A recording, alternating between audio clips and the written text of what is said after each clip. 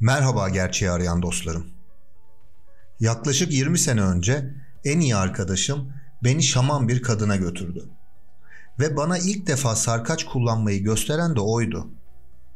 Dürüst olmak gerekirse ürkmüştüm ve sürekli sorular soruyordum. En önemli sorumsa, peki bu soruları kim cevaplayacaktı? Birkaç dakika sonra şaman kadın, ben hareketsizce sarkaça bakarken sarkaç size cevap vermeyi reddediyor dedi. Gelecekle ilgili haber almak için bir sarkacın nasıl kullanılacağını gerçekten anlamak ve tüm sorularımı yanıtlamak yaklaşık 15 yılımı daha aldı. Şüpheliydim, sorularla doluydum ve elbette hatalarla doluydum. Ancak yaşadığım bu olumsuz sarkaç deneyimi beni durdurmadı. Bu çalışma kendi deneyimlerime dayanarak geleceğini belirlemek adına bir sarkaç kullanma gerçeğiyle ilgili yine kendi deneyimlerimden ve bir önceki videoda da programlandığı şekilde kullanılan bir sarkaçla yapılabilecek gelecekten haber alma çalışmalarını aktaracağım size. Herkes dünyamızın gizemlerinden ve büyüsünden nasıl yararlanacağını bilmek istiyor. Sarkaçlar su kuyusu kazmak için en iyi yerin nerede olduğunu bulmak adına ya da değerli maden ve hazineleri bulmak için binlerce yıldır kullanılıyor. Öncelikle bilmeniz ve anlamanız gereken şey sarkaçın sizin bir uzantınız olduğudur.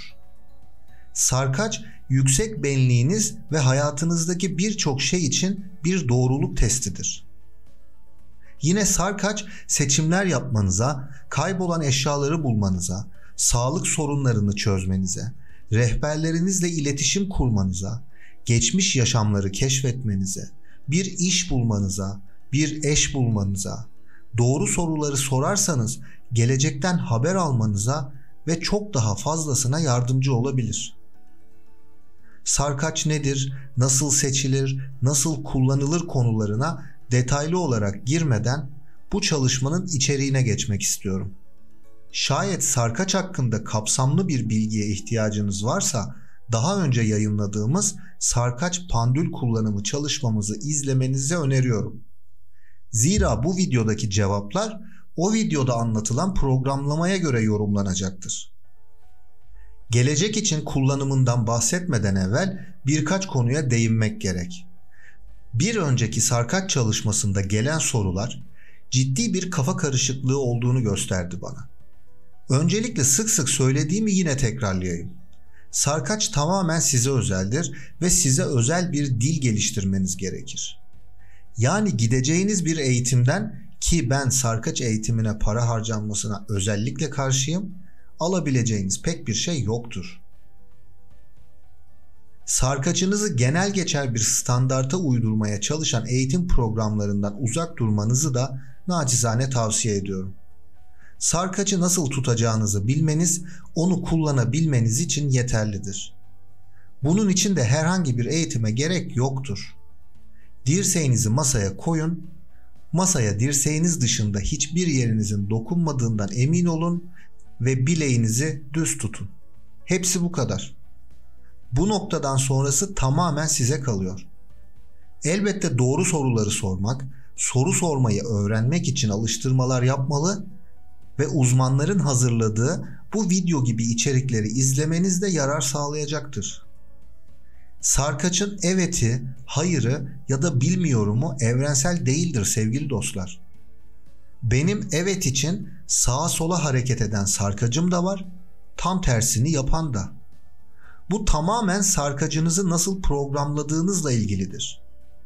İşte tam da bu sebepten benim yayınladığım tüm sarkaç videoları ve kullanım örnekleri benim kullandığım sarkaçların cevaplarına göre cevap veriyor. Ve buna göre size anlatılıyor. Burası çok önemli.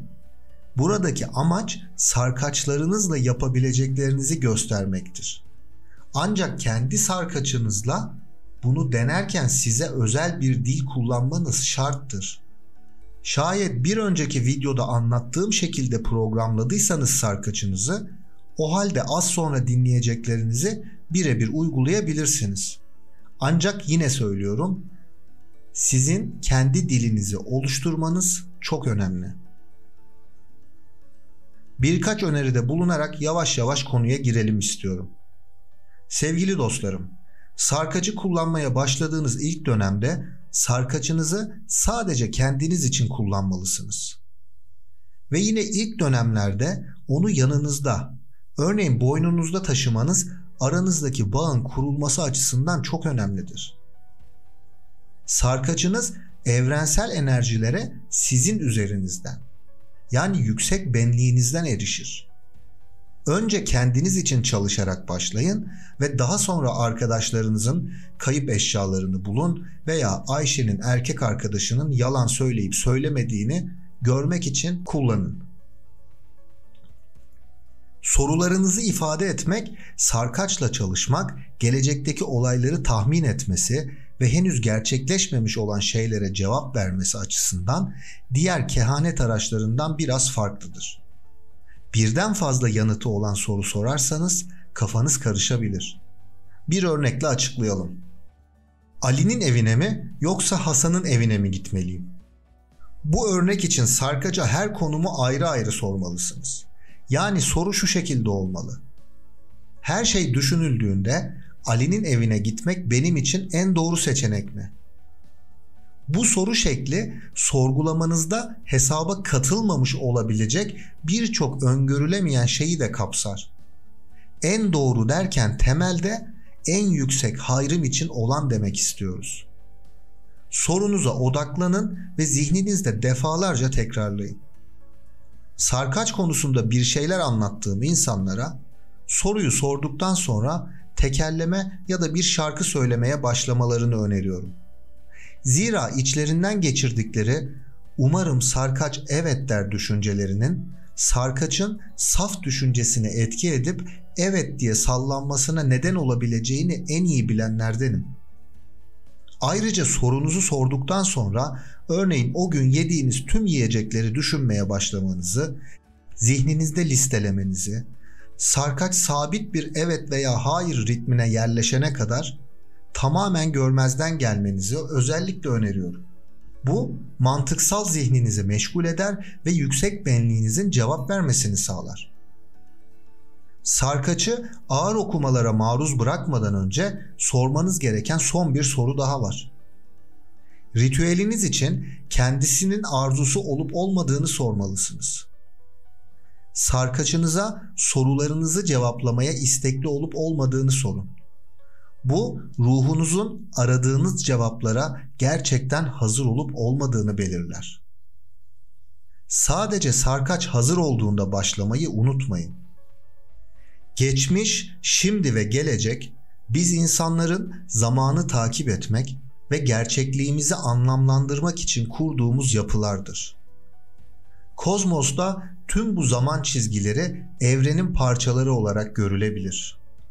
Sarkaç vasıtasıyla yüksek benliğimize erişip sağlayıp bu bilinci kazandıktan sonra zamanda ve kaderimizdeki sonuçları ve çok daha fazlasını belirlemek için enerjileri ve evrenin rüzgar yönünü tahmin etmek ve bu titreşimleri okumak mümkün hale gelir.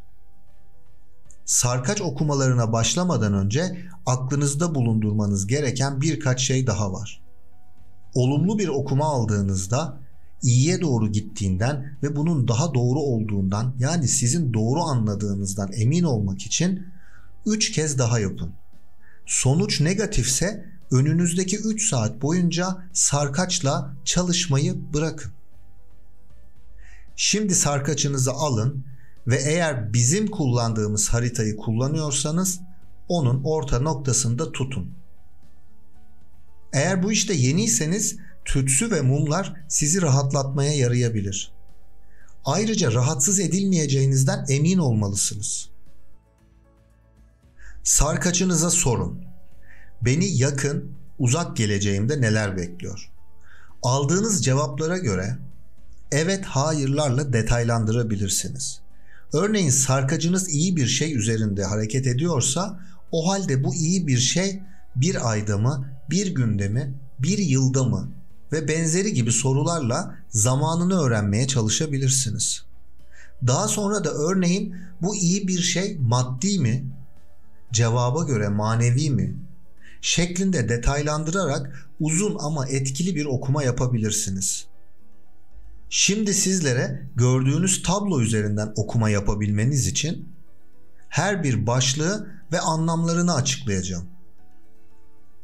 Dilerseniz bu tablonun indirme linkini de video açıklamasında bulabilirsiniz.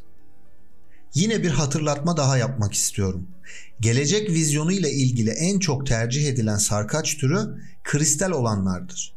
Ama bu herhangi bir sarkaçla yapılmayacağı anlamına gelmez. Ametist, siyah obsidyen, kehribar ve pembe kuvars gibi kristal sarkaçların ağırlık şeklinde kullanılması, öteki dünyayla veya gelecekle ilgili soruların cevaplarının belirlenmesine yardımcı olduğu biliniyor. İletişim kurmak istiyorsanız kristal sarkacınızla bağlantı kurun ve zihninizle ve elbette sesinizle beni ruh rehberime bağlı onaylamasını kullanın. Cevaplarınızı kaydedin ve bir süre sonra onlara geri dönün. Sarkacınızın duyarlı olup olmadığını anlamak için ona basit sorular sorun. Örneğin yarın normal saatimde uyanacak mıyım yoksa uyanmayacak mıyım gibi. Bu onu kontrol etmenizi sağlayacaktır. İyi bir şey. Sarkacınız 180 ile 170 derece arasında sallanıyorsa bu hayatınızda iyi bir şey olacağının bir işaretidir. Güzel bir haber, başarı veya sizin için iyi olan başka her şey olabilir. İş başarısı. Büyük bir iş adamı olmasanız bile eğer sarkaç 170 ile 160 derecede salınırsa bu yaptığınız işte ciddi bir başarıyla tanışacaksınız demektir. Önümüzdeki günlerde örneğin ofisle ilgili işlerinizde olumlu bir sürpriz bekleyebilirsiniz. İş yerinde mükemmelleşmek için kullanmak istediğiniz bir fırsat varsa bunu denemek için mükemmel zaman bu zamandır. Bir tartışma kazanın. Bir davaya karıştınız veya mahkemeliksiniz.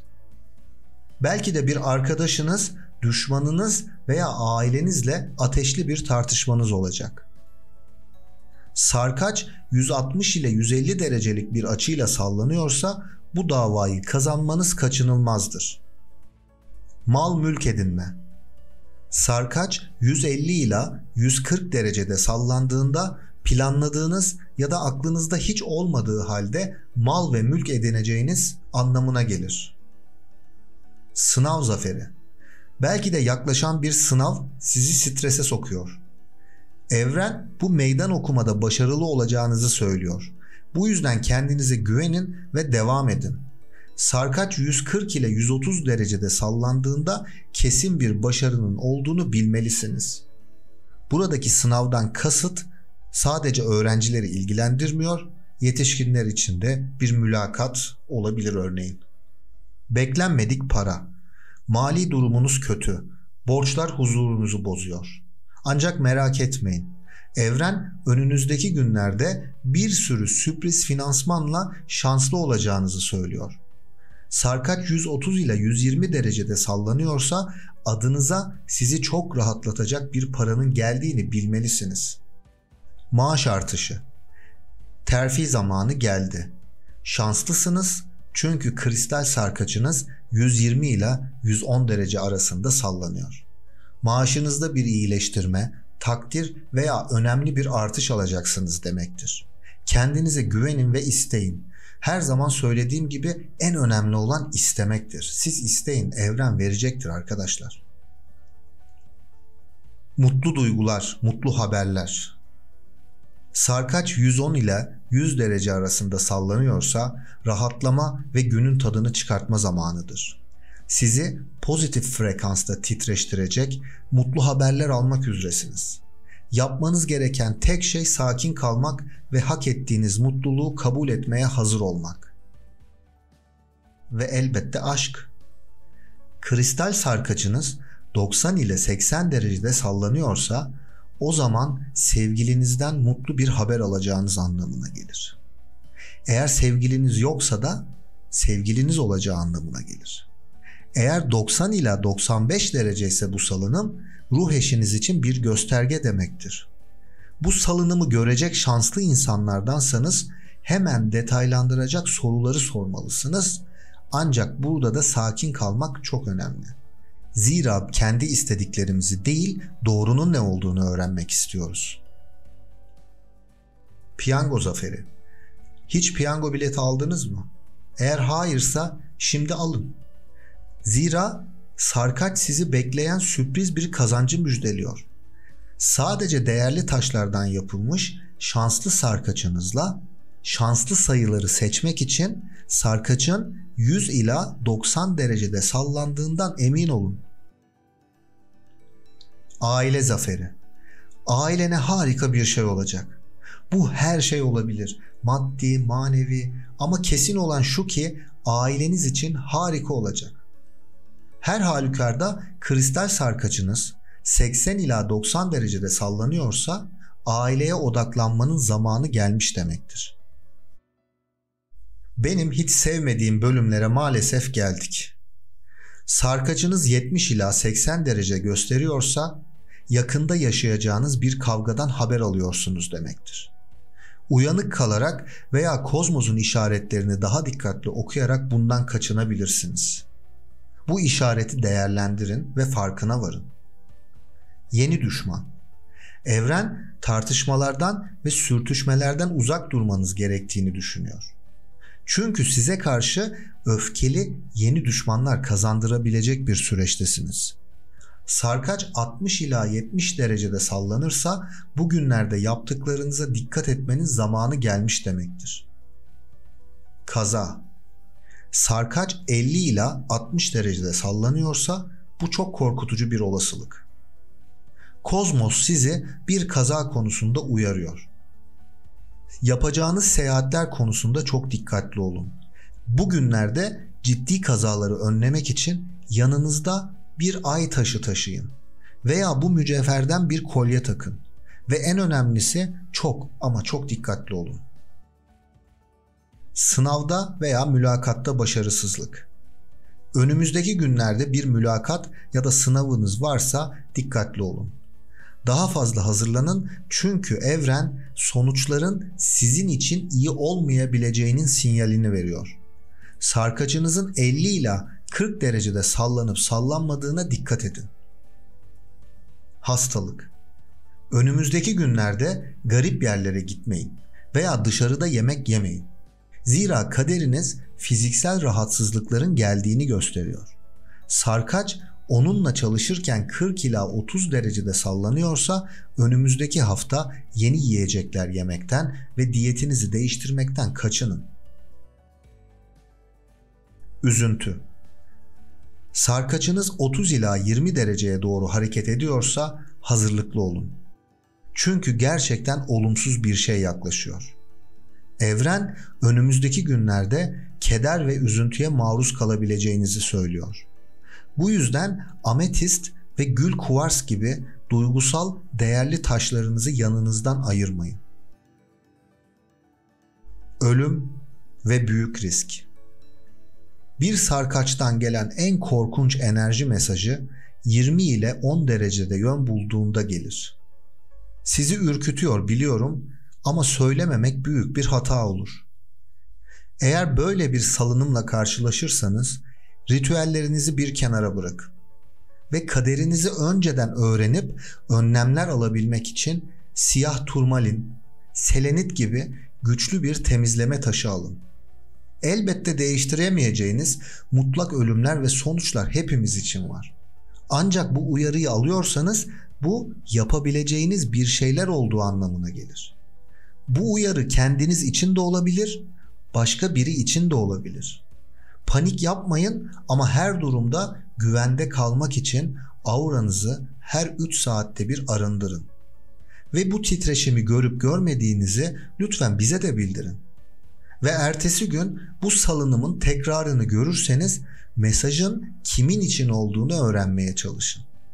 Sarkaçlar şifreler gibidir sevgili gerçeği arayan dostlarım. Bunu anlamak için önce evrenin enerjisine bağlanmanız gerekir. Sebep, durum ve sonuç kanununa güvenin ve sarkaçtaki becerinizi mütevazılıkla geliştirin.